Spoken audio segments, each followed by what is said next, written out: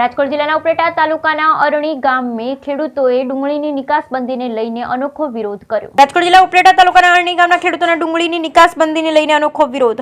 અરણી ગામના ખેડૂતો ઉપલેટાના મુખ્ય માર્ગો પર ડુંગળી રસ્તા પર ફેંકી અને નોંધાવ્યો વિરોધ। નિકાસબંધી દૂર કરવાની માંગ સાથે ઉપલેટા ગ્રામ્ય પંથકના ખેડૂતો પણ રસ્તા પર ઉતર્યા। ખેડૂતોના ડુંગળીને પોષણક્ષમ ભાવ ન મળતા ખેડૂતોમાં અનેરો રોષ।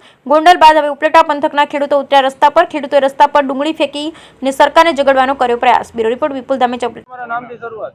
જયેશ કુમાર ધીરેલાલ અકબરી, ગામ અરણી, તાલુકો ઉપલેટા, જિલ્લો રાજકોટ।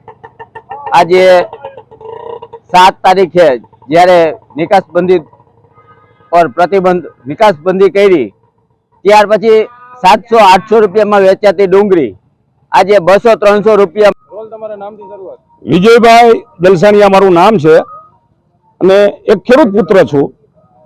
ખેડૂતના નાતે સરકારને એટલી વિનંતી કરીએ છીએ કે આજ અમારા ખેડૂતની પરિસ્થિતિ તમે જુઓ કે ઉગાડનારને કોઈ વસ્તુ મળે નહીં અને આવા ઓચિંતા નિર્ણય લઈએ કે ખેડૂતનો વેચેલો માલ।